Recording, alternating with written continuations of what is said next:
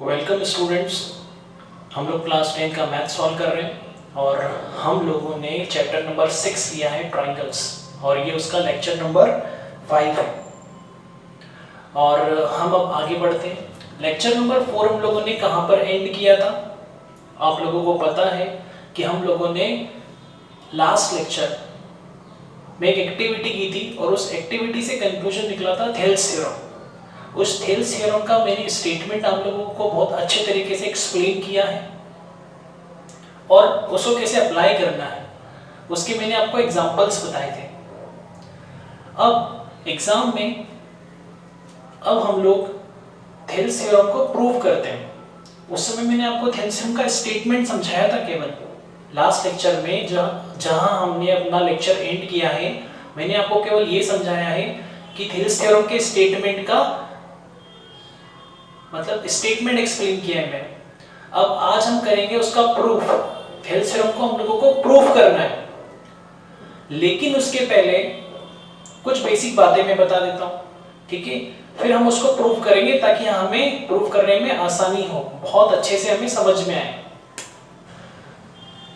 तो किसी भी ट्रायंगल का एरिया हम कैसे निकालते हैं? आप लोगों को पता है किसी भी ट्रायंगल का एरिया अगर हमें निकालना है तो हम क्या करते हैं?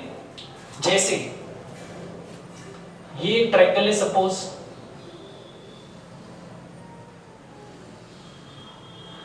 A B C. मान लो इसको, ये साइड BC को हम लोग मान लेते हैं बेस। अगर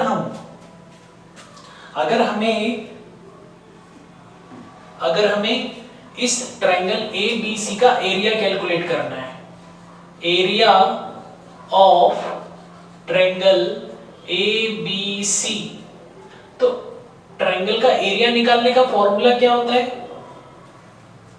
1/2 इंटू बेस इंटू हाइट। भाई बेस क्या है? बेस है BC, है ना? बेस क्या है? BC। 1/2 बेस क्या है? BC। हाइट क्या है? तो भाई हाइट निकाल लेते हैं। भाई जो बेस है ना, बेस, इस पे सामने वाले वर्टेक्स A से क्या ड्रॉ करना पड़ेगी? हाइट। तो यहाँ पे हाइट मतलब परपेंडिकुलर ड्रॉ करो। तो देखो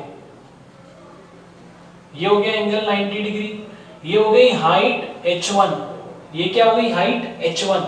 भाई ये जो AD है, AD हमने परपेंडिकुलर ड्रॉ कर दिया इस BC पर जो कि बेस है, तो ये हाइट हो गई H1 और ये निकल गया हमारा एरिया ट्रायंगल ABC का, है ना? इस तरीके से निकालेंगे। आया समझ में? इस तरह से हम लोग ट्रायंगल का एरिया निकालते हैं।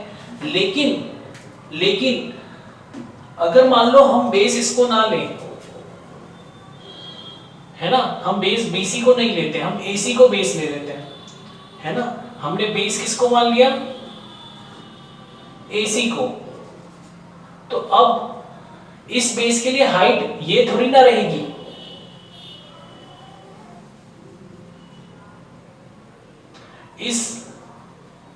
इस बेस की कॉरेस्पॉन्डिंग हाइट ड्रॉ करो, ठीक है? इस बेस की कॉरेस्पॉन्डिंग हाइट ड्रॉ करो। तो हम इस पे परपेंडिकुलर, इस बेस के सामने वर्टेक्स क्या है? B, इस B से परपेंडिकुलर ड्रॉ करो।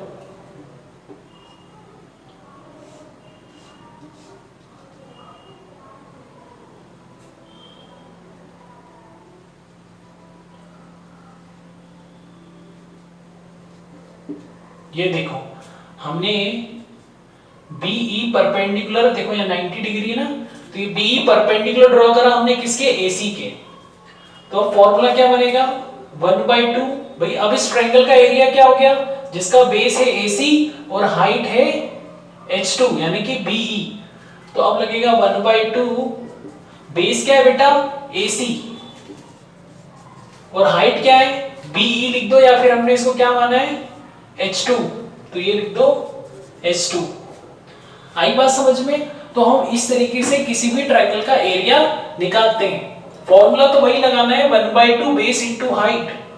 अब ट्रायंगल की तीनों साइडों में से इसको भी बेस ले सकते हो, AC को भी बेस मान सकते हो और AB को भी बेस मान सकते हो। बेस आप किसी को भी ले सकते हो, लेकिन हाइट उसकी कोरस्पॉन्डिंग हाइट ही लेना है आपको। आपने अगर इसको बेस माना है तो A से परपेंडिकुलर ड्रॉ करो, आपने AC को बेस माना है तो इसकी हाइट BE ड्रॉ करो, है ना। अगर आप इसको AB को इसको बेस मानते हो तो इसकी हाइट ड्रॉ करना पड़ेगी।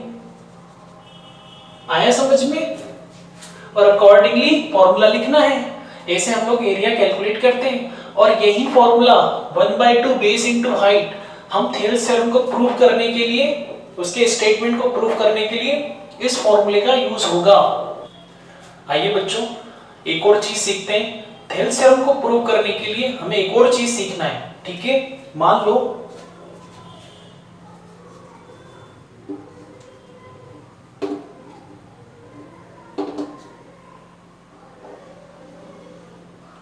बेटा ये एक लाइन है, लाइन L1, मैं इसी के पैरेलल एक और लाइन बनाता हूं। ये है लाइन L2। भाई दो लाइनें हैं, ये दो लाइनें कैसी हैं बेटा? ये दो लाइनें कैसी हैं? ये दोनों लाइनें पैरेलल हैं, ठीक है। ये लाइन और ये लाइन पैरेलल है। अब हम बात कर रहे हैं डिस्टेंस की, distance between two parallel lines. हम किसकी बात कर रहे हैं? ये लाइन L1 और लाइन L2 जो कि दोनों पैरेलल लाइंस हैं, इनके बीच में डिस्टेंस की बात कर रहे हैं, दूरी की बात कर रहे हैं। तो भाई दो पैरेलल लाइंस के बीच की डिस्टेंस क्या होती है? देखो सर आप ये कैसे समझा रहे हो? हमें तो प्रूफ ऑफ थेल्स थ्योरम पढ़ना है, तो बेटा थेल्स थ्योरम का प्रूफ पढ़ने के लिए हमें ये चीज आना चाहिए, ठीक है। मैं आपको पूरा बेसिक बताऊंगा, यही मेरी आइडियोलॉजी रहती है पढ़ाने की। देखो हमेशा दो पैरेलल लाइंस के बीच की डिस्टेंस निकालने के लिए आप दो लाइनों में से किसी भी एक लाइन पर एक पॉइंट ले लो, ठीक है। ये मैंने P पॉइंट ले लिया, किसी भी लाइन पर ले सकते हो। अब आपको दोनों लाइनों के, दोनों पैरेलल लाइनों के बीच की डिस्टेंस निकालना है ना, तो आप क्या करोगे? आप जो आपने पॉइंट कंसीडर किया एक लाइन पर, उससे परपेंडिकुलर ड्रॉ कर दो दूसरी लाइन पर। तो ये हम परपेंडिकुलर ड्रॉ कर रहे हैं, दूसरी लाइन पर परपेंडिकुलर ड्रॉ कर दो भाई, दूसरी लाइन पर परपेंडिकुलर ड्रॉ कर दो और आपको Q मिल जाएगा। क्या मिल जाएगा? Q। दूसरी लाइन पर Q मिल जाएगा। तो ये जो PQ है, PQ यही हमारा आंसर है। ये जो PQ है ना बेटा, यही डिस्टेंस है between the two parallel lines. ये जो दोनों पैरेलल लाइन है ना, लाइन L1 और लाइन L2, इनके बीच की डिस्टेंस यही है। कौन? PQ। समझ में आ गया? तो भाई दो पैरेलल लाइंस के बीच की डिस्टेंस कैसे निकालेंगे? तो प्रोसेस क्या है? किसी भी एक लाइन पर कहीं भी एक पॉइंट ले लो और जिस लाइन पर आपने एक पॉइंट P लिया है उससे परपेंडिकुलर गिरा दो दूसरी लाइन पर, तो Q मिल जाएगा। तो PQ यही ये दोनों लाइनों के बीच की, दोनों पैरेलल लाइनों के बीच की डिस्टेंस है। अब ये डिस्टेंस चेंज नहीं होगी। कोई बच्चा यहां पॉइंट ले, यहां पॉइंट ले और परपेंडिकुलर गिराए और परपेंडिकुलर गिराए, ये लेंथ, ये लेंथ, ये लेंथ सब एक जैसी ही आनी है। तो दो पैरेलल लाइंस के बीच में जो डिस्टेंस होती है वो फिक्स होती है बेटा। क्या होती है? फिक्स होती है। आया समझ में? अब इतना आपको समझ में आ गया तो इसी से मैं आपको एक बहुत ही बेहतरीन कॉन्सेप्ट बताता हूं जो हमें काम आएगा। किसमें? प्रूफ ऑफ थेल्स थ्योरम में हमें काम आएगा। तो हमने दो पैरेलल लाइंस के बीच में डिस्टेंस निकालना सीख लिया और वो हमेशा सेम आती है। इसी चीज पे हम एक और चीज सीखते हैं बेटा, हम फिर से दो पैरेलल लाइंस ड्रॉ करते हैं, ठीक है। इसको एक एक्टिविटी की तरह लो, ये हमें, ये चीज भी हमें काम आएगी। किस काम आएगी?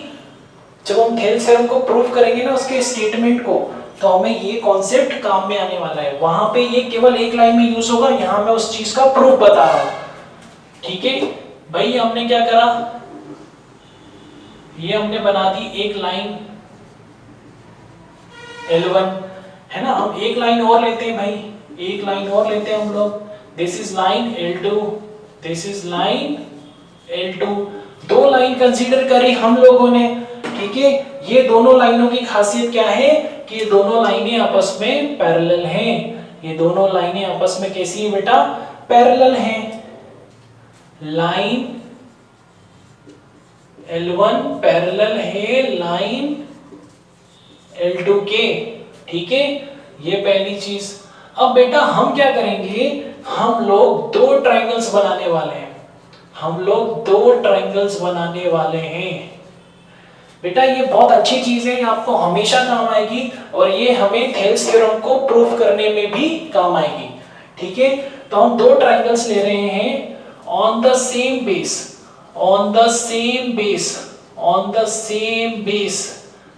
हम लोग दो ट्रायंगल्स कंसीडर करेंगे और दोनों ट्रायंगल का बेस सेम होगा, मतलब लेंथ सेम होगी बेस की। एंड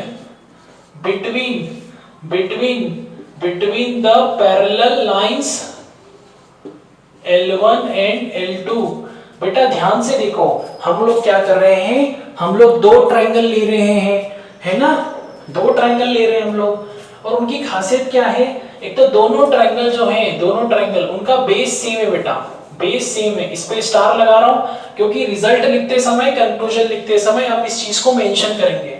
और बिटवीन द पैरेलल लाइंस, एक इस पे स्टार लगा दो कि भाई हम लोग क्या करने वाले हैं इस एक्टिविटी में, कि दो ट्रायंगल्स लेने वाले हैं। प्रैक्टिकली आप इसको परफॉर्म कर सकते हो अपने घर पे, दो ट्रायंगल्स ले रहे हैं हम लोग, सेम बेस पर लेंगे और सेम पैरेलल लाइंस, ये दोनों पैरेलल लाइंस के बीच में लेंगे। तो भाई हम क्या करते हैं, हमने यहां पर एक पॉइंट ले लिया P और यहां पर एक पॉइंट ले लिया Q। भाई ट्रायंगल बनाना है ना, तो ट्रायंगल बनाने के लिए कितने पॉइंट्स रिक्वायर्ड है, 3 पॉइंट्स रिक्वायर्ड है, and that should be non collinear. तीनों पॉइंट्स एक ही लाइन में नहीं होना चाहिए, otherwise we won't be able to form our triangle. तो एक पॉइंट, ये दो हमने एक ही लाइन पे ले लिए, तो तीसरा पॉइंट ले लो कहां, लाइन L1 पर, ये ले लिया हमने PQR। भाई तीनों पॉइंट्स एक लाइन में नहीं होंगे, तो अगर हम दो पॉइंट्स लाइन L2 पर ले रहे हैं PQ, तो एक पॉइंट ले लो इस लाइन L1 पर, ठीक है। अब इनको ज्वाइन कर दो तो एक ट्रायंगल बन जाएगा। तो देखो हम इनको ज्वाइन कर देते हैं, R से P को ज्वाइन कर दिया और R से Q को ज्वाइन कर दो, तो एक ट्रायंगल बन गया PQR, ठीक है बेटा। अब हमें एक ट्रायंगल तो बना, हमने दो ट्रायंगल्स बनाना थे ना, तो दो ट्रायंगल्स बनाना थे, एक ट्रायंगल बन गया PQR, एक ट्रायंगल और बनाते हैं। तो उसके लिए भाई यहाँ पे दो पॉइंट्स ऑलरेडी हैं, देखो हमने क्या बोला है, सेम बेस पर बनाना है, तो देखो बेस हमने फिक्स कर लिया, हमने बेस फिक्स कर लिया। बेस क्या है हमारा, PQ, हमारा बेस क्या है, PQ, ठीक है। और दो पैरेलल लाइंस के बीच में बनाना है L1 L2 के, तो ये L1 लाइन और ये L2 लाइन, दोनों के बीच में देखो एक ट्रायंगल बन गया जिसका बेस PQ है।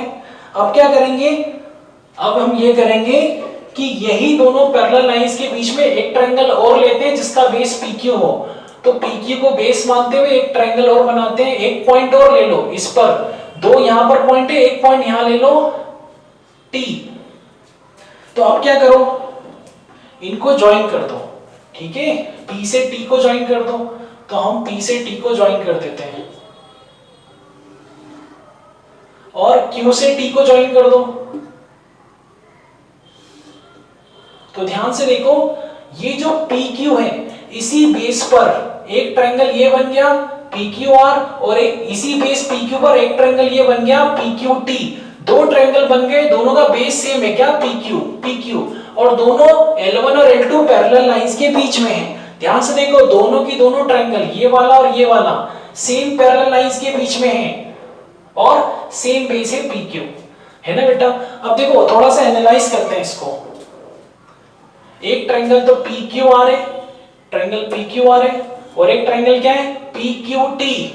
एक ट्रायंगल क्या है बेटा, PQT। ये दो ट्रायंगल है, क्या खासियत है दोनों ट्रायंगल की? एक तो सेम बेस पर है, on the same base, on the same base, on the same base PQ, एक तो सेम बेस PQ पर है, और दूसरी खासियत क्या है, दोनों L1 और L2 पैरेलल लाइंस के बीच में है, and are between the same parallel lines, same parallel lines. एक तो सेम बेस PQ पर है और सेम पैरेलल लाइंस के बीच में है दोनों ट्रायंगल। अब हम क्या करेंगे, एरिया निकालेंगे, हम लोग एरिया निकालेंगे, एरिया निकालेंगे ट्रायंगल PQR का, ट्रायंगल PQR का, और फिर हम एरिया निकालेंगे ट्रायंगल PQT का, ट्रायंगल PQT का। एरिया निकालना है बेटा। सर एरिया क्यों निकाल रहे हैं? यही तो हमारी एक्टिविटी है और यही चीज हमें काम आने वाली है, तो समझना तो है। भाई क्या फॉर्मूला होता है एरिया निकालने का? फॉर्मूला होता है 1/2 base into height, 1/2 base into height. चलो भाई PQR को देखो, PQR है ना, इस ट्रायंगल को भूल जाओ थोड़ी देर के लिए। इस ट्रायंगल PQR, ट्रायंगल PQR को देखो, 1/2 बेस क्या है इसका? बेस है PQ, बेस क्या है PQ, और इसकी हाइट कैसे निकलेगी बेटा? उसके लिए आपको क्या करना पड़ेगा, ये जो PQ बेस है इसके सामने कौन है? वर्टेक्स R, यहां से हाइट निकालो, ठीक है? तो हाइट निकालो, तो परपेंडिकुलर ड्रॉ करना पड़ेगा ना आपको हाइट निकालने के लिए। ये हमने परपेंडिकुलर ड्रॉ कर दिया और ये 90 डिग्री का एंगल, इसको कुछ नाम दे देते हैं, है ना, PQR, ये S नाम दे देते हैं, ठीक है? तो ध्यान से देखो, ये जो ट्रायंगल PQR है इसका बेस PQ है और हाइट है RS। हाइट क्या है? RS, ठीक है? अच्छा एक चीज और, RS क्या है? RS को एक और चीज बोल सकते हैं हम लोग, अभी थोड़ी देर पहले क्या समझाया था, दो पैरेलल लाइंस हैं, है ना, दो पैरेलल लाइंस के बीच में डिस्टेंस कैसे निकालते हैं? किसी भी दो लाइनों में से किसी पर भी एक पॉइंट ले लो और उस पॉइंट से परपेंडिकुलर गिरा दो दूसरी लाइन पर, तो RS ना, ये लाइन L1 और लाइन L2 दोनों पैरेलल लाइंस के बीच की डिस्टेंस भी है। RS क्या है? Distance between two parallel lines L1 and L2। भाई RS क्या है? एक तो RS हाइट हो गई, इस ट्रायंगल PQR की हाइट हो गई, है ना, तो यहां लिख देते हैं 1/2 बेस PQ और हाइट RS। तो भाई ये क्या आ गया? एरिया आ गया। इस ट्रायंगल PQR ट्रायंगल का एरिया आ गया, क्या आ गया? 1/2 PQ into RS, base into height, जिसमें RS क्या है? RS हाइट है इस ट्रायंगल की, साथ में RS क्या है? ये दोनों लाइन L1 और लाइन L2 के बीच की डिस्टेंस भी है, और दो पैरेलल लाइंस के बीच की डिस्टेंस कभी चेंज नहीं होती है कि नहीं बेटा? अब देखो, अब हम क्या करते हैं, जो हमने एक और ट्रायंगल है, कौन सा ट्रायंगल है अब? PQT। तो ये जो PQT है इसको वापस से कनेक्ट करते हैं हम लोग, ये ज्वाइन कर दिया,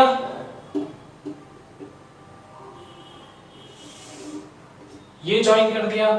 इस ट्रायंगल को थोड़ी देर के लिए भूल जाओ, इस ट्रायंगल को देखो PQT, इसका एरिया क्या होगा? 1/2 और क्या होगा? बेस, ये PQT, इसका बेस क्या है? PQ ही है ना, बेस तो सेम है दोनों ट्रायंगल का, और हाइट क्या है? तो ये जो PQT, इसकी हाइट निकालोगे ना बेटा, तो परपेंडिकुलर गिराओगे,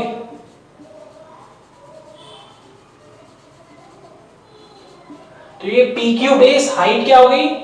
T, है ना। मान लो ये वाला Q थोड़ा सा यहां है, Q यहां है, ठीक है, तो ये एरिया हम निकाल रहे हैं।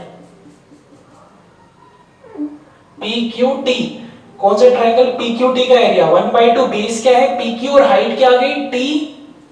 TU, हाइट क्या आ गई? TU। और बेटा ध्यान से देखो, ये TU क्या है? TU और RS क्या है? डिस्टेंस है between two parallel lines L1 and L2। ये TU भी क्या है बेटा? लाइन L1 और लाइन L2 के बीच की, दोनों पैरेलल लाइंस के बीच की डिस्टेंस ही तो है, याद करो। तो डिस्टेंस तो दो पैरेलल लाइंस के बीच की डिस्टेंस तो हमेशा सेम आती है, मतलब ये जो TU है वो RS के बराबर है, तो TU की जगह क्या लिख दो? RS लिख दो। तो ध्यान से देखो, 1/2 PQ RS, 1/2 PQRS, मतलब ये वैल्यू और ये वैल्यू तो सेम आ गई, इसका मतलब ये एरिया और ये एरिया इस ट्रायंगल का और इस ट्रायंगल का एरिया सेम है, ये दोनों ट्रायंगल का एरिया सेम है।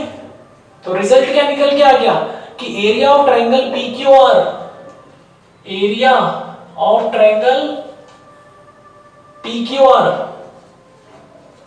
किसके बराबर है? एरिया ऑफ ट्रायंगल PQT के बराबर है, एरिया ऑफ ट्रायंगल PQT के बराबर है। ये लो भाई, हमने एनालाइज कर ली सिचुएशन, ठीक है। अब कंक्लूजन लिख देते हैं। सर हमने ऐसा क्या कंक्लूजन निकाल लिया यहाँ से? हमने कंक्लूजन ये निकाल लिया, पहले वर्बली सुनो, कि जब दो ट्रायंगल्स आप लेते हो सेम बेस पर, किस पर? सेम बेस पर, एक ही बेस PQ पर, और सेम पैरेलल लाइंस के बीच लेते हो, सेम पैरेलल लाइंस के बीच में आप दो ट्रायंगल लेते हो सेम बेस पर, तो वो दोनों ट्रायंगल का एरिया बराबर आता है। देखो हमने प्रूफ कर लिया। तो स्टेटमेंट लिख देते हैं कि स्टेटमेंट लिख देते हैं बेटा,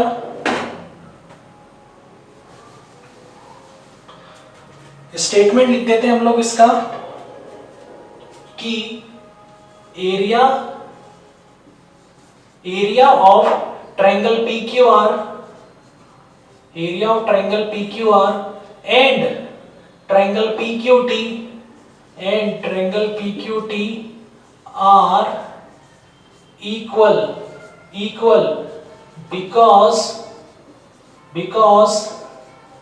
both the triangles have been built on the same base, on the same base and between the same parallel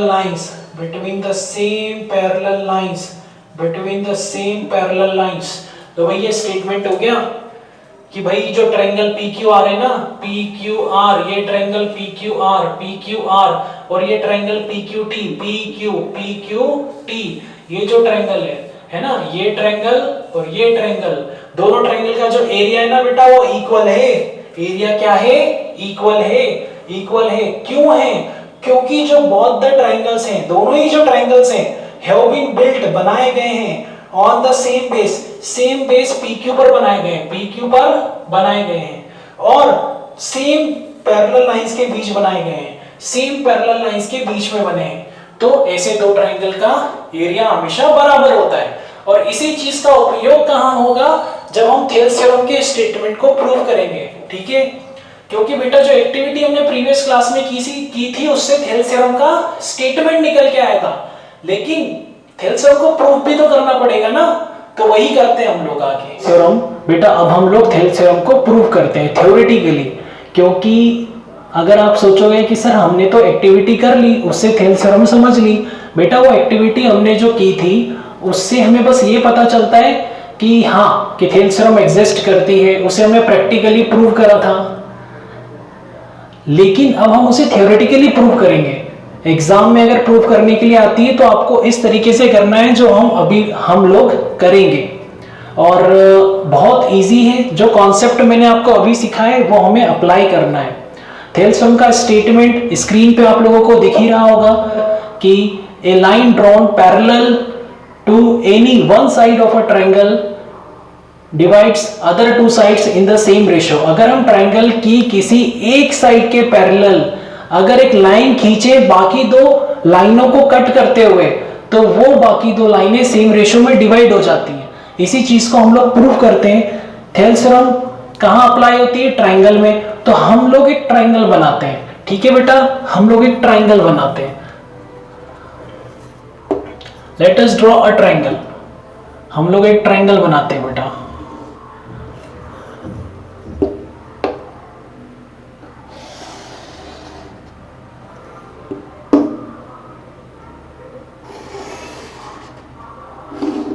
लो बेटा ये हमारा ट्रायंगल तैयार है, इसका नाम रख देते हैं हम लोग ABC।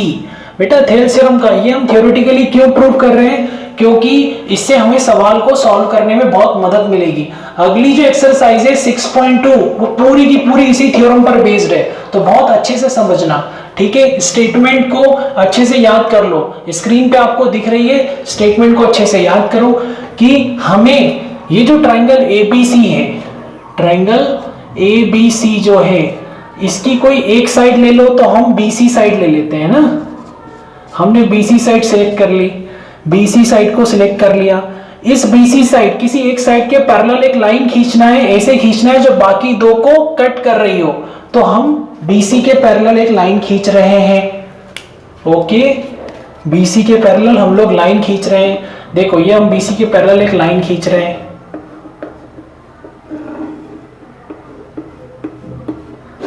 ये हमने एक लाइन एल ड्रॉ करी, लाइन एल हमने ड्रॉ करी, तो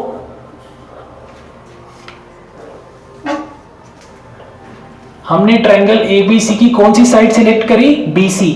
इस बीसी के पैरेलल हमने, बीसी के पैरेलल हम लोगों ने लाइन एल ड्रॉ करी, लाइन एल ड्रॉ करी। बीसी पैरेलल है, लाइन एल के पैरेलल है। अब पैरेलल है तो हम इस तरीके से एक एरो बना देते हैं ताकि हमें विजुअलाइज होता रहे कि हाँ ये दोनों पैरेलल है। अच्छा, अब देखो यहां पर इस पॉइंट को नाम दे देते हैं डी, कि ये जो लाइन है जो बीसी के पैरेलल है वो AB को D पर काट रही है और AC को E पर काट रही है। अब ये DE BC के पैरेलल है ऐसा कहो, या पूरी ये लाइन L BC के पैरेलल है ऐसा कहो। अब हमें प्रूफ क्या करना है? थेल्स थ्योरम क्या कहता है भाई? BC के पैरेलल, BC के पैरेलल, BC के पैरेलल आप लोगों ने लाइन ड्रॉ करी, BC के पैरेलल आपने एक लाइन ड्रॉ करी, लाइन L, तो बची हुई दो साइडें कौन है? AB और AC, AB और AC, ये सेम रेशो में डिवाइड हो जाएगी। वो रेशो कैसे लिखते हैं हम लोग? ऐसे लिखते हैं, ये और ये डिवाइड हो रही ना सेम रेशो में, तो क्या लिखेंगे? AD अपॉन DB, क्या लिखेंगे? AD अपॉन DB, और एक ये डिवाइड हो रही है किस रेशो में? AE upon EC, AE upon EC। Last lecture में बहुत वर्क किया हमने इस पे, आपको आता ही होगा बेटा। और ये बराबर होगा, ये रेशो और ये रेशो बराबर होगा। यही तो थेल्स थ्योरम का स्टेटमेंट है, और ये दोनों रेशो बराबर होते हैं। एक्चुअली यही हमें प्रूव करना है थ्योरेटिकली, जो हमें नॉलेज है उसके बेसिस पर। यहां हम लिख देते हैं टू प्रूव, ये हमें प्रूव करना है, टू प्रूव, बस यही हमें प्रूव करना है ना। ये चीज मैं हटा देता हूं, इस चीज को मैं रफ कर देता हूं। तो we have a triangle ABC in which we have drawn a line parallel to line BC, और ये बची हुई दो लाइनें किस रेशो में डिवाइड हो गई? इस रेशो में, और ये रेशो बराबर होता है, इसे हमें प्रूव करना है। ओके, अब ये प्रूव करने के लिए ध्यान से देखो, जो हमें प्रूव करना है ना उस पर फोकस करो। जो हम प्रूव कर रहे हैं उसमें हमको AD चाहिए, फिर DB चाहिए, है ना। AD कौन है? ये रहा AD, फिर क्या चाहिए? DB ये रहा, और क्या चाहिए? AE और EC, तो इन्हीं को लाने की कोशिश करेंगे। सबसे पहले आप फोकस करो ट्रायंगल ADE में, है ना। हम सबसे पहले फोकस करेंगे ट्रायंगल ADE में, है ना। तो हम निकालेंगे एरिया ऑफ ट्रायंगल ADE, है ना, एरिया ऑफ ट्रायंगल ADE। अब ये जो ट्रायंगल ADE है, इसका एरिया निकालने के लिए हम कौन सा फॉर्मूला लगाएंगे? बिल्कुल सही, जो आप सोच रहे हो वही लगाएंगे, half base into height, half base into height, half base into height. अब बेटे एक बात बताओ, इस ट्रायंगल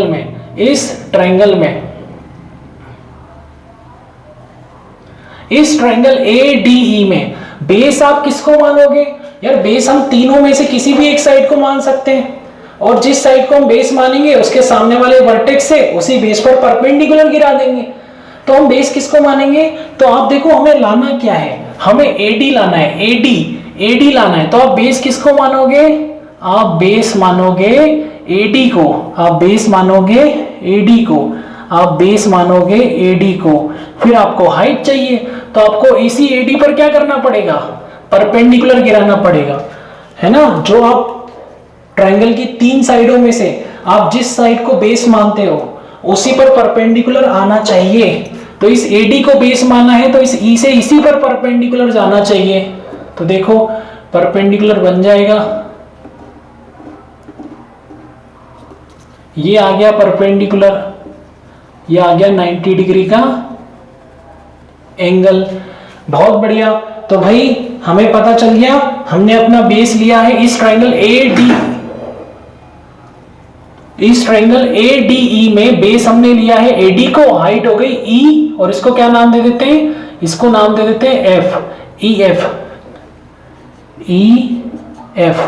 ये हो गया हमारा इक्वेशन नंबर 1। आई बात समझ में बेटा। अब देखो हमें क्या चाहिए, हमें DB या फिर BD चाहिए। देखो ये BD लिखा है नीचे, BD चाहिए ना। तो हम क्या करेंगे, हम ये करेंगे कि इस BD को कैसे लेकर आए, है ना, ये BD भी चाहिए ना, कैसे लेकर आए। तो देखो हम क्या करेंगे, आप ट्रायंगल ले लो, कौन सा, ये BDE, ट्रायंगल BDE का एरिया निकालते हैं। एरिया ऑफ ट्रायंगल BDE क्या होता है formula, half base into height. या ट्रायंगल का एरिया निकालने के लिए फॉर्मूला तो यही लगाएंगे। सर आप एरिया तो निकालना चाह रहे हो इस ट्रायंगल का, पहले ट्रायंगल तो दिखा दो, ट्रायंगल तो दिख ही नहीं रहा है। सर ये जो BDE ट्रायंगल है कहां दिख रहा है, तो चलो दिखाते हैं। इसको ज्वाइन करना पड़ेगा यार, उसके लिए ये ज्वाइन करेंगे तब दिखेगा। अब देखो अब दिख रहा होगा ट्रायंगल BDE, अब दिख रहा है ना, बिल्कुल दिख रहा है सर। अब एक बात बताओ यार, बेस क्या है इस ट्रायंगल BDE में, एरिया निकालने के लिए 1/2 बेस इंटू हाइट। ये फॉर्मूला तो लगा देंगे। बेस तो हम किसी को भी ले सकते हैं और जिसको बेस मानेंगे उसके ऊपर हाइट गिराना पड़ेगी। तो बेस किसको लो, जो चाहिए, क्या चाहिए, BD चाहिए, तो BD को बेस लो। BD, ये जो BD है ना बेटा, इसको बेस मानो। तो हमने BD को बेस ले लिया, तो हाइट तो इसी के ऊपर गिराना पड़ेगी। अब इस BD पर, अब देखो हमने ट्रायंगल कौन सा लिया है, ट्रायंगल लिया है BDE, है ना, BDE। इसको बनाते हैं BD और D से सीधे E, ये हो गया E, इन दोनों को हमने ज्वाइन कर दिया। ये हमारा ट्रायंगल है ना BDE। इसमें हमने बेस किसको माना है, बेस माना है हमने इसको, ये हमारा बेस है, कौन, BD हमारा बेस है। अब इस पे हाइट, अब इसी बेस पर तुम्हें हाइट गिराना पड़ेगी सामने वाले वर्टेक्स से। तो इसके सामने BD, बेस के सामने वर्टेक्स कौन है, E से परपेंडिकुलर गिराओ। यार परपेंडिकुलर जब इस पे बनेगा ना, पहले इसको एक्सटेंड करना पड़ेगा, इसको एक्सटेंड करेंगे, फिर इस पे ऐसे परपेंडिकुलर गिरेगा, तभी तो 90 डिग्री का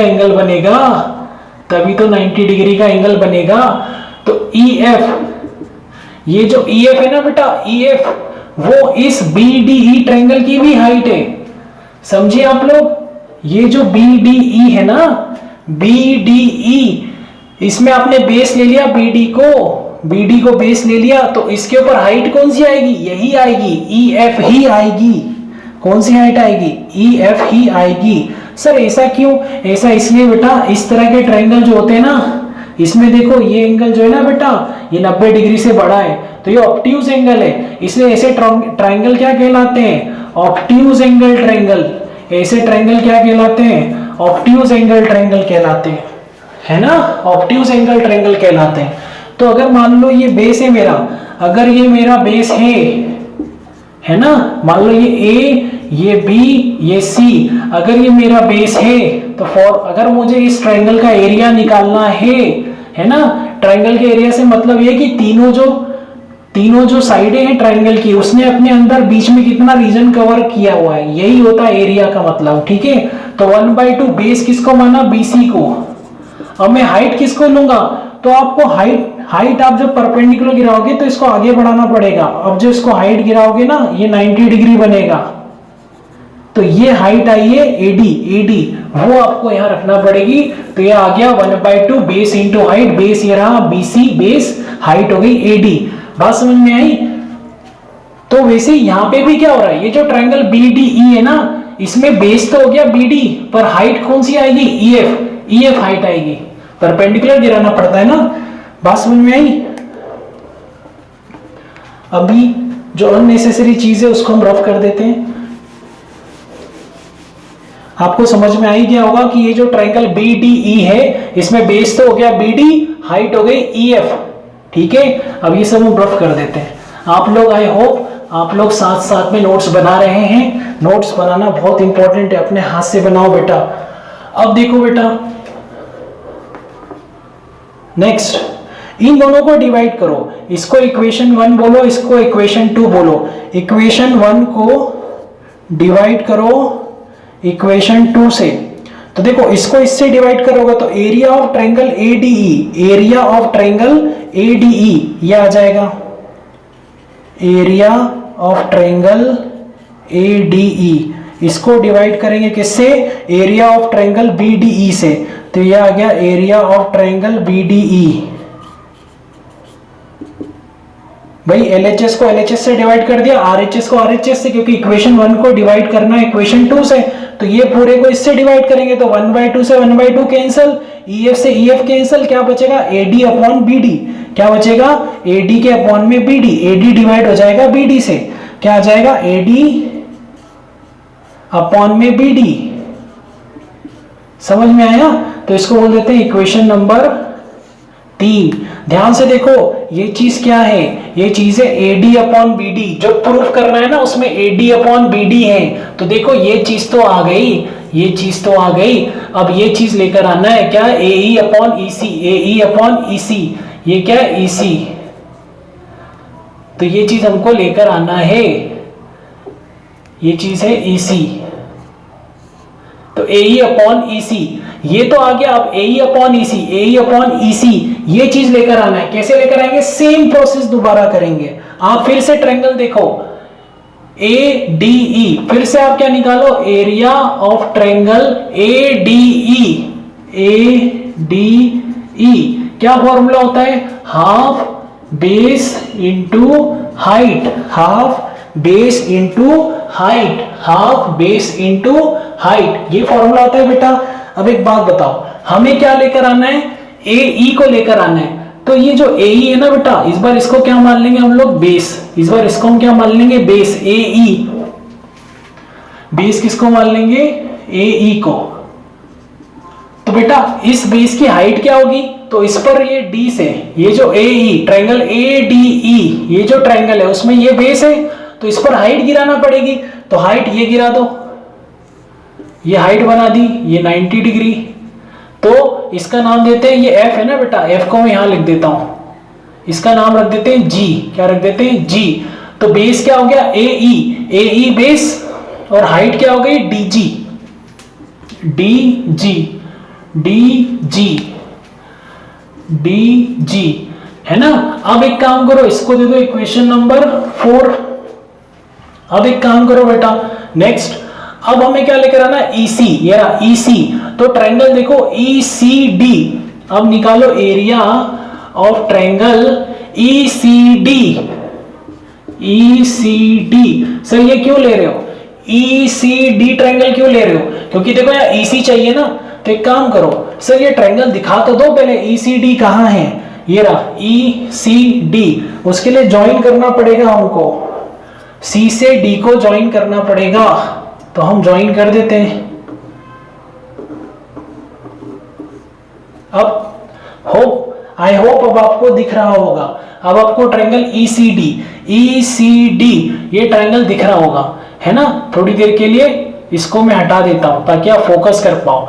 ECD ये रहा ट्रायंगल, हमें इस ट्रायंगल का एरिया निकालना है, तो फॉर्मूला तो वही लगेगा, 1/2 बेस इंटू हाइट। बेस किसको लोगे, क्या लेकर आना है, EC लेकर आना है, तो इसको बेस मानो, EC बेस हो गया,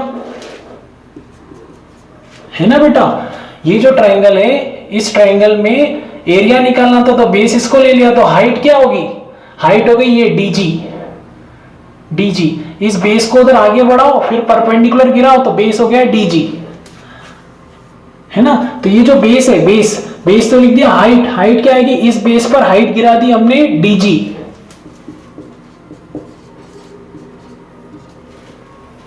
अब बेटा ये इक्वेशन नंबर 4 है, इक्वेशन नंबर 5। इक्वेशन नंबर 4 को डिवाइड कर दो इक्वेशन नंबर 5 से। ठीक है, इस तरह से हम डिवाइड कर देंगे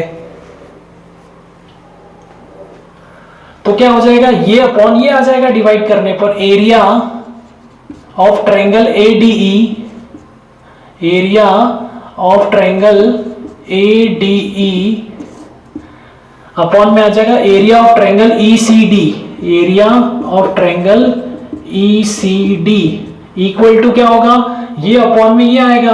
इक्वेशन 4 को 5 से डिवाइड करना है, 4 को 5 से, इसको इससे डिवाइड करना है, 1/2 से 1/2 कैंसिल, DG से DG कैंसिल, क्या बचेगा AE upon EC, AE upon EC। और इसको दे दो इक्वेशन नंबर 4, 5 हो गया, इसको दे दो इक्वेशन नंबर 6। बेटा ध्यान से देखो, इसको ध्यान से देखो, ये क्या है AE अपॉन EC, क्या है ये AE अपॉन EC, देखो ये भी आ गया ना। अब क्या है, किसी भी तरह से AD अपॉन DB, जो कि ये रहा AD upon DB equation number 3, और ये AE अपॉन EC, वो ये रहा AE अपॉन EC। भैया इन दोनों को बराबर करना है, ये दोनों रेशो बराबर होते हैं ऐसा हमें प्रूव करना है। तो इस इक्वेशन नंबर 6 और इक्वेशन नंबर 3 और 6 में ये रेशो AD अपॉन DB और ये और ये बराबर होते हैं ऐसा हमें प्रूव करना है। ठीक है, तो अभी मैंने थोड़ी देर पहले एक बेसिक समझाया था, उस बेसिक को याद करो, उस बेसिक को याद करो। मैंने क्या बताया था आपको, याद कर, यहाँ पे याद दिला देता हूं। ये एक लाइन है L1 और ये है एक लाइन L2, ये दोनों लाइनें आपस में पैरेलल हैं, ये दोनों लाइनें आपस में क्या है बेटा, पैरेलल हैं। ये दोनों लाइनें आपस में क्या है बेटा, पैरेलल हैं। तो मान लो इस पे हम एक ट्रायंगल लेते हैं, इस पे हम एक ट्रायंगल लेते हैं, मतलब इन दोनों पे ट्रायंगल बनाते हैं। ये AB है, ये AB एक A और B दो पॉइंट है, इनको जोड़ दिया। एक पॉइंट हमने यहां ले लिया C और एक पॉइंट ले लिया हम लोगों ने यहाँ पे D, एक पॉइंट हमने यहाँ पे ले लिया D, इनको ज्वाइन करो तो एक ट्रायंगल बना ABC, है ना, एक ट्रायंगल बना ABC।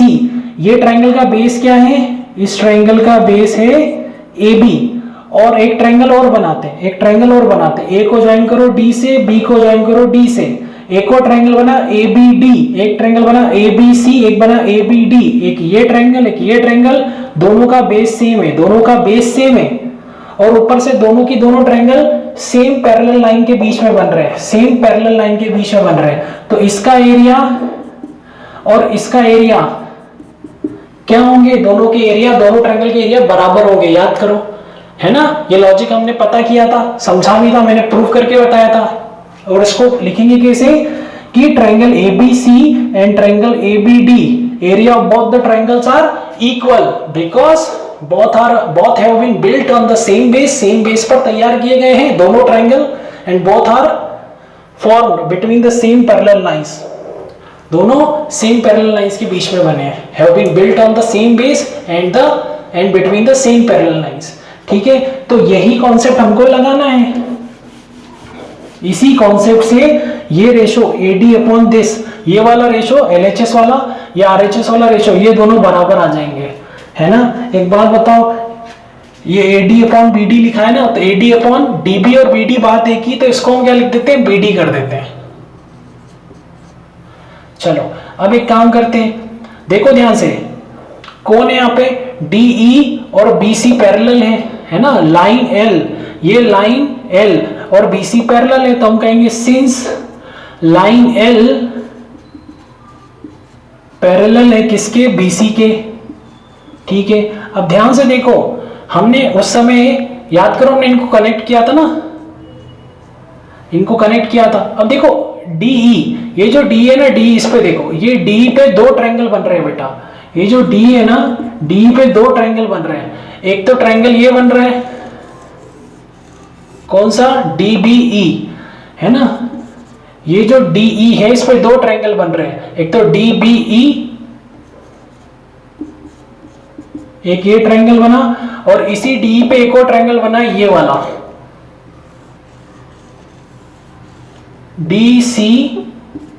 DCE, triangle DCE। ठीक है, तो देखो एक तो ये लाइन और ये लाइन के आपस में पैरेलल है, दोनों पैरेलल लाइन है, और उस पे भी DE सेम बेस पे, देखो सेम बेस DE पे एक तो ये ट्रायंगल बना और इसी DE पे एक तो ये ट्रायंगल बना, तो ये दोनों के एरिया बराबर होंगे, इसका एरिया और इस ट्रायंगल का एरिया, ठीक है, इस ट्रायंगल का एरिया जो कि ये रहा और इस ट्रायंगल का एरिया जो कि ये रहा, दोनों के एरिया बराबर होंगे, ये दोनों के एरिया बराबर होंगे, है ना। ये जो DEB ट्रायंगल है और जो DEC और DEB, ये दोनों जो ट्रायंगल है दोनों के एरिया बराबर होंगे। कारण क्या दोगे आप? कारण यही देना, कारण यही तो देंगे कि दोनों एक तो सेम पैरेलल लाइंस के पीछे बने हुए हैं और सेम ही बेस पर टिके हुए हैं। DE पर ये ट्रायंगल भी बना और DE पर ही ये ट्रायंगल भी बना, तो लिख देते हैं दोनों के एरिया बराबर है, दोनों के एरिया बराबर है। तो सिंस क्यों बराबर है दोनों के एरिया? सिंस ट्रायंगल DEB, ये DBE लिखा है ना, DBE, triangle DBE and triangle DCE, triangle DCE are on the same base,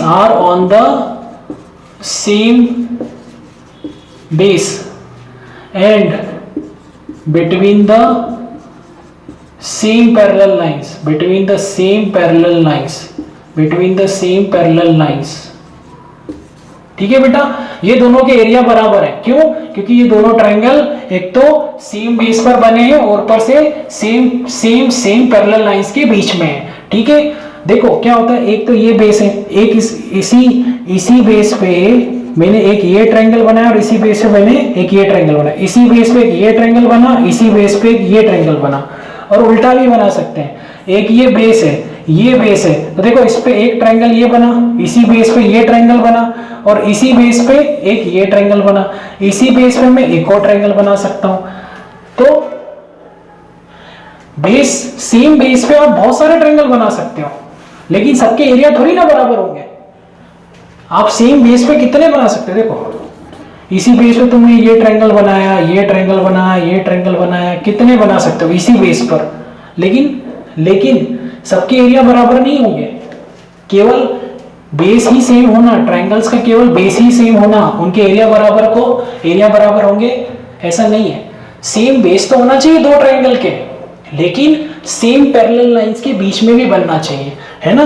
तो ये जो डी है, इस पे एक ट्रायंगल ये बना और इसी डी पे एक ट्रायंगल ये बना, लेकिन ध्यान से देखो ये दोनों इस और इसके बीच में, इस लाइन L और इस लाइन BC के बीच में ही बन रहे हैं, और ये दोनों क्या है? पैरेलल लाइंस है। ये दोनों क्या है? पैरेलल लाइंस है, इसलिए इन दोनों के एरिया बराबर होंगे। तो इनके एरिया बराबर लिख देते हैं। क्या? एरिया ऑफ ट्रायंगल DBE किसके बराबर है? एरिया ऑफ ट्रायंगल DCE के, एरिया ऑफ ट्रायंगल DCE के। आ रहा है समझ में? एक बात बताओ, ये DBE इसको मैं क्या लिख सकता हूं? इसको DBE को मैं BDE लिख सकता हूं ना, बात तो एक ही है भाई। इस ट्रायंगल को चाहे मैं DBE बोलूं चाहे BDE बोलूं, तो मैंने BDE बोल दिया। और ये ट्रायंगल जो DCE है, कौन सा? DCE है ना, इसको मैं क्या नाम दे देता हूं? इसको मैं नाम दे देता हूं ECD। क्या नाम दे दिया? ECD।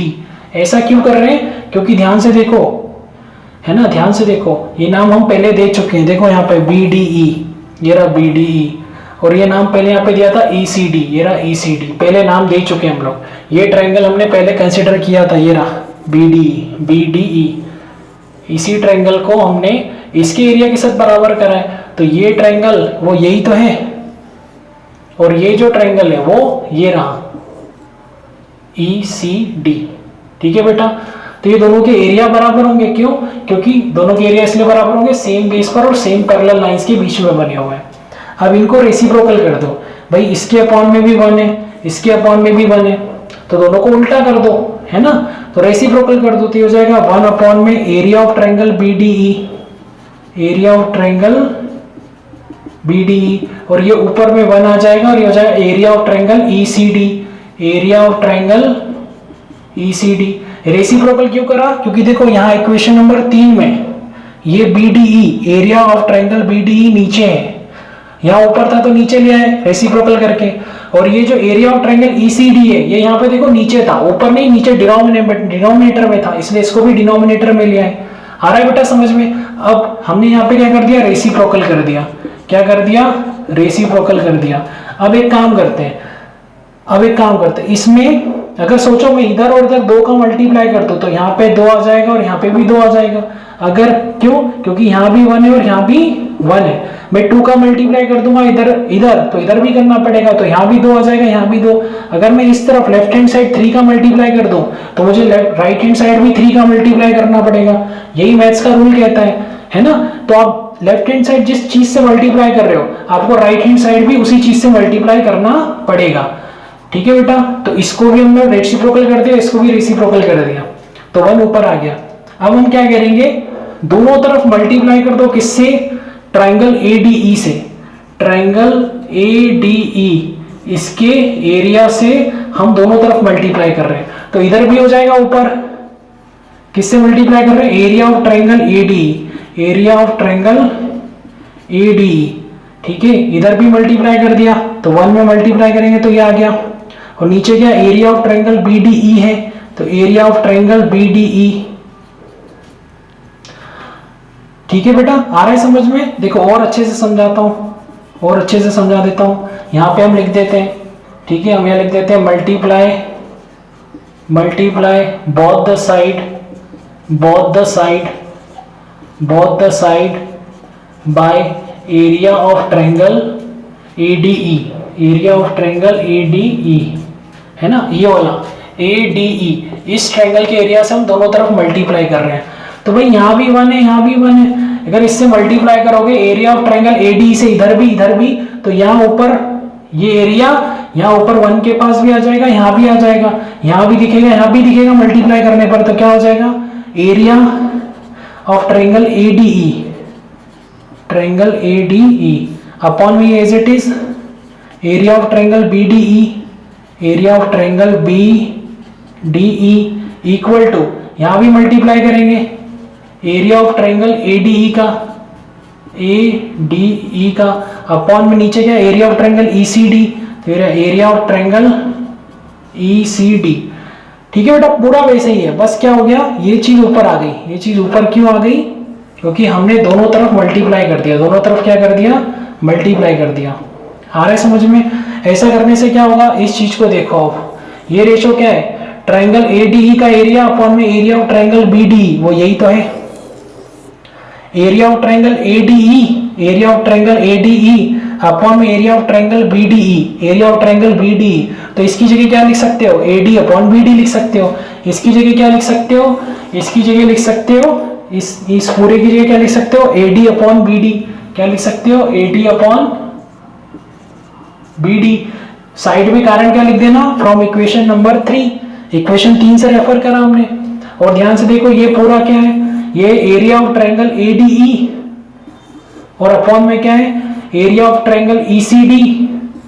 तो ये चीज और ये चीज एक ही तो है, तो ये किसके बराबर है? AE अपॉन EC के। तो इसकी जगह क्या लिख सकते हो? इसकी जगह लिख सकते हो AE अपॉन EC। क्या लिख सकते हो? AE upon EC। कारण क्या लिखोगे साइड में? From equation number 6, equation number 6 से देख के लिखा है इसको। और ये दोनों देखो, यहाँ बराबर का साइन है ना, तो यहाँ भी बराबर का साइन लगा दिया। ठीक है, और लिखेंगे हेंस प्रूव हो गया। भाई क्या लाना था? AD अपॉन BD और AE अपॉन EC। तो ये दोनों बराबर आ गए, तो हेंस प्रूव्ड। भाई हमें यही तो प्रूव करना था थ्योरेटिकली कि ये दोनों रेशो बराबर होंगे, हमें यही तो प्रूव करना था, तो हमने थ्योरेटिकली प्रूव कर दिया। अगर आपको समझ में नहीं आता है तो आप कमेंट कर देना, मैं इस वीडियो को स्पेशली एक बार और अपलोड कर दूंगा, एक बार और बनाकर, है ना। Thank you.